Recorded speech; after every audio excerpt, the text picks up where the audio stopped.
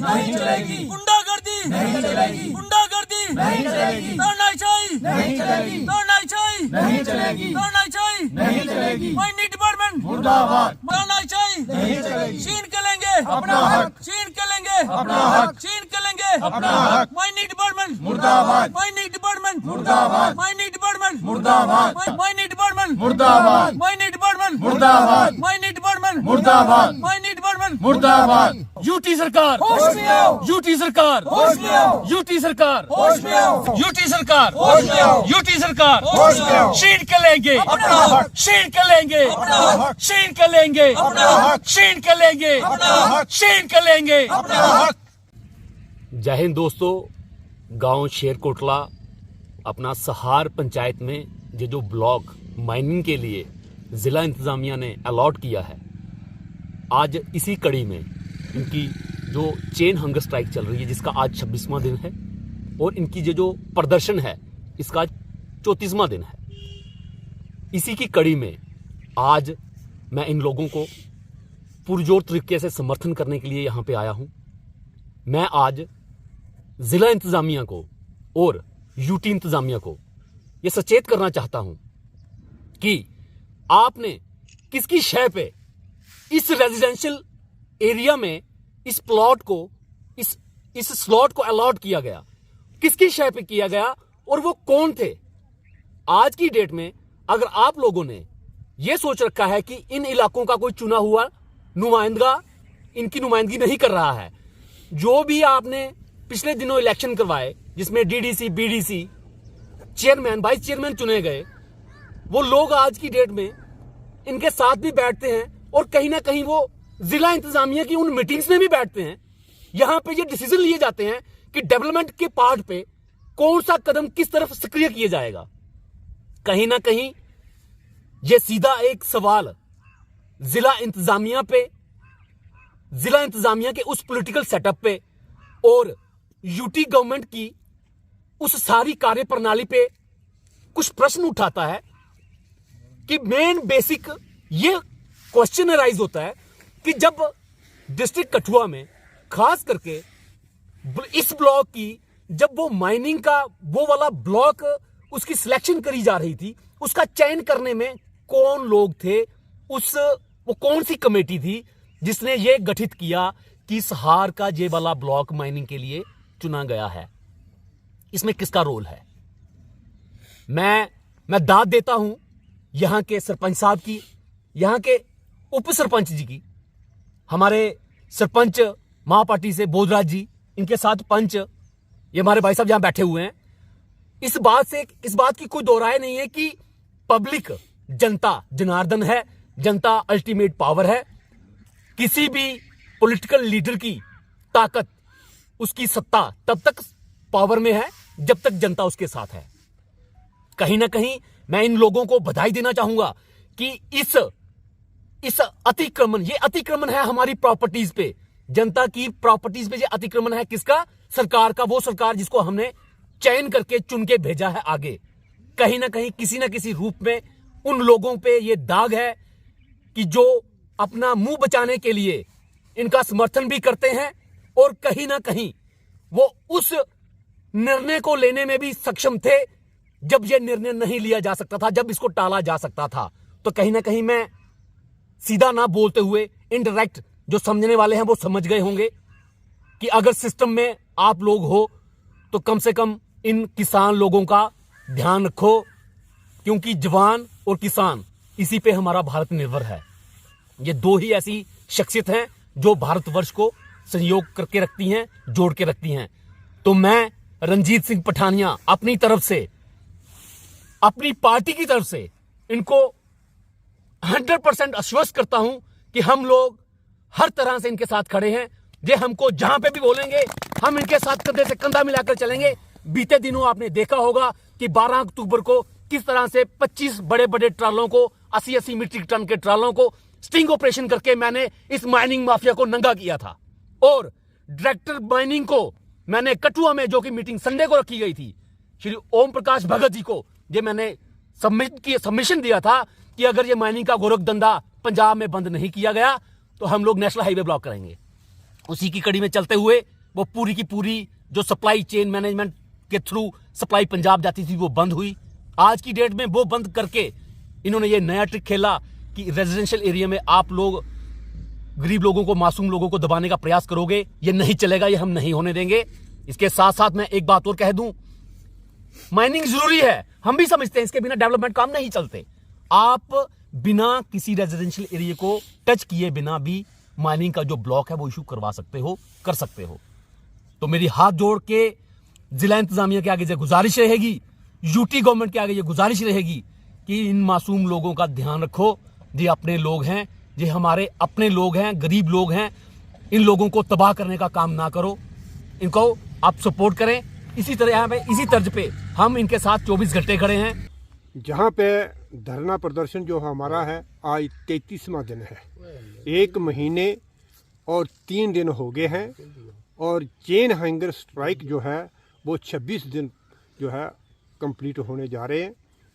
लेकिन यहाँ की जो ज़िला इंतज़ामिया है और सरकार का जो है बिल्कुल हमारी तरफ ध्यान नहीं है, ना तो कोई उनकी तरफ से जहाँ पे कोई हमारा जहाँ सुध लेने आया है और ना ही वो इसके हमारी जो तकलीफ़ है, हमारी जो यहाँ की परेशानी है उस पे जो गंभीर है। क्योंकि अब के माध्यम से हमने यही बार बार कह रहे हैं कि जो माइनिंग डिपार्टमेंट द्वारा सहार पंचायत शेरकोटला गांव में सहार खाड़ के बीच में जो ब्लॉक बनाया गया है, हमारा रोष उसके प्रति है। क्योंकि जो इन्होंने साइड चूज़ की है वो रेजिडेंशियल एरिया में है और दोनों तरफ पहाड़ियां हैं। यहाँ की टोपोग्राफी अगर आप देखें तो पहाड़ियां हैं सहार खाड़ के दोनों तरफ और ढलानों पे जो लोग हैं इन्होंने अपने मकान बनाए हुए हैं और यहाँ रिहायशी एरिया है। तो जब भी यहाँ ये सहार खाड़ में जो रॉ मटेरियल उठाएंगे तो इसका बेड जो है वो नीचे चले जाएगा और जो लोगों के मकान हैं वो स्लाइडिंग की वजह से सहार खाड़ में समाने का डर है। दूसरा, जहाँ का वाटर लेवल इस समय पूरे कंडी क्षेत्र से यही एक ऐसी स्थान है जहाँ पे ब्लॉक बनाया है। ब्लॉक के नीचे बिल्कुल ड्राई खड्ड है, लेकिन जिस जगह पे ब्लॉक बना है उस ब्लॉक वाली जगह में 12 महीने पानी वहाँ रहता है और यहाँ का वाटर लेवल जो है वो 10 और 15 फीट के ऊपर है। क्योंकि जहाँ लोगों ने छोटे छोटे बैल बनाए हैं और उसी बैल से ये अपना पीने का पानी इस्तेमाल करते हैं और इरिगेशन के लिए भी करते हैं। साथ साथ में दोनों तरफ जो ज़मीनें हैं लोगों की वही ज़मीनें हैं और इनकी कहीं ज़मीन नहीं है सहार खाड़ के किनारों पर दोनों साइड। वो वहाँ पे पैडी लगती है, धान लगता है और इरिगेशन का जो सोर्स है वो इसी सहार खाड़ के ऊपर है। क्योंकि दोनों तरफ जो है वो चैनलें बनाई गई हैं जिन्हें हम अपनी भाषा में कूलें कहते हैं। क्योंकि वो बंदोबस्ती कूले हैं, वो पंचायत उनको रेनोवेट करती है टाइम टू टाइम और इन लोगों को सिंचाई के लिए इसी सहार खाड़ से उन्हीं कुलों द्वारा जो है वो पानी मिलता है। जब वाटर लेवल नीचे चले जाएगा, बेड नीचे चले जाएगा तो इनका जो ज़मीनें हैं वो टोटली बंजर हो जाएंगी और इनका जो परिवार है वो इसी पे निर्भर करते हैं और सारा का सारा जो इनकम सोर्स है वो इसी पे है, वो ख़त्म हो जाएगा और ये लोग भुखमरी में आ जाएंगे। और हमें चिंता किस बात की है? ज़्यादा चिंता ये है क्योंकि ये लोग डरे हुए हैं, सहमे हुए हैं कि जब सहार खाड़ जो है वो गहरी होगी तो इनके मकान नीचे चले जाएंगे तो इनको अपनी मौत सामने नज़र आ रही है कि हमारे परिवार जो हैं वो पूरे के पूरे इसमें चले जाएंगे। तो हम आपके माध्यम से इस बहरी सरकार को और प्रशासन से हम निवेदन करते हैं कि हमारी बात को जो है वो ध्यान में रखा जाए और सुना जाए और जो मानव इस समय मायनिंग की वजह में खतरे में है, जिनकी जान खतरे में है, उनकी जान माल की रक्षा की जाए और जो ये ब्लॉक आपने जहाँ पर बनाया है, जो इसका आदेश जारी किया है, इस पर पुण्य विचार किया जाए और इसे फौरी तौर पर कैंसिल किया जाए। अन्यथा हम लोग आज 33वें दिन पर जो है जहाँ धरने प्रदर्शन पर बैठे हैं तो इसके आने वाला जो चंद ही दिनों में हम लोग मरण व्रत बैठेंगे और हाईवे भी बंद करेंगे। धन्यवाद, जय हिंद। सबसे पहले मैं मीडिया का शुक्रिया अदा करना चाहता हूं कि मीडिया ने ही आज 33 दिन हो गए लगातार पूरी खबर हिंदुस्तान में चल रही है। ब्लॉक कठुआ, पंचायत सहार, ग्राम शेरकोटला में जो माइनिंग ब्लॉक डीएम कठुआ ने जहाँ डिस्ट्रिक्ट कठुआ ने इधर सैंक्शन किया है, जहाँ लाट किया है, मैं मीडिया के माध्यम से कहना चाहता हूँ कि ये जो खड्ड है ये खड्ड नहीं है, ये लोगों की जगह है। ये हमारे जो 400 साल के हमारे बुजुर्ग थे, पूर्वज थे, उनकी ये प्रॉपर्टी है, ये खड्ड नहीं है। इस खड्ड से ही हमारे कम से कम 20 ग्राम है, 10 पंचायतें हैं इस बारी निर्भर है।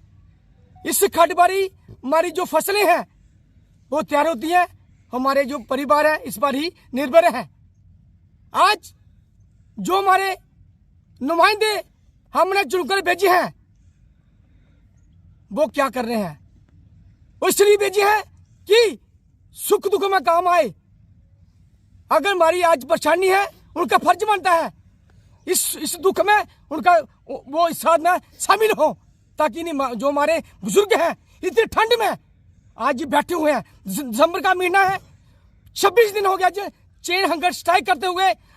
अगर कल को कोई परेशानी हो जाती है इस एरिया में, इस टेंट में, तो इसका कौन जिम्मेदार है? कोई जिम्मेदार नहीं है। ना तो डिसीजन ये लेगा कि ये परेशानी, आज परेशानी जो बड़ी है यही समझते हैं जो ठंड में बैठे हुए हैं। देखिए, इसके साथ आज मैं रात में बैठा था, जो पूरी टेंट बिल्कुल बारिश है, जैसी बारिश होती है वो टिकड़ी करके बह रहा था पानी से।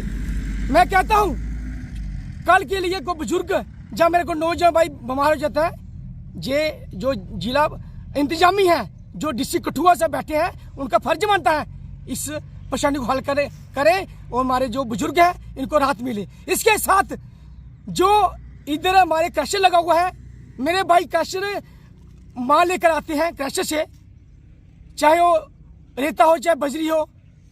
जब उधर से लेकर आते हैं तो डीएम कठुआ उसको पकड़ लेता ट्रैक्टर को। क्यों? गुंडा राज है, गुंडागर्दी है। ए फार्म नहीं मिलता है। क्यों नहीं मिलता है? टिप्परों को मिलता है ए फार्म, ट्रैक्टर वालों को नहीं मिलता है। अगर माल देता है तो उसको फॉर्मेलिटी क्यों नहीं उसको देते हैं ट्रैक्टर वालों को? पिछले हफ्ते क्या हुआ? ईद का ट्रैक्टर इधर का था, गरीब आदमी का ट्रैक्टर था। इन्होंने क्या किया? फोन करके हेलो, वो माल भी दे दिया, पैसे भी ले लिए, तो ये फार्म की बारी आती है उसको तकलीफ तो डीएम कठुआ को। ये जो हमारे नुमाइंदे हैं वो उनकी मिली भगत है, सीधी बात है। उनकी मिली भगत से ये काम हो रहा है, जो हमारे इधर सार पंचायत के लोग परेशान हैं।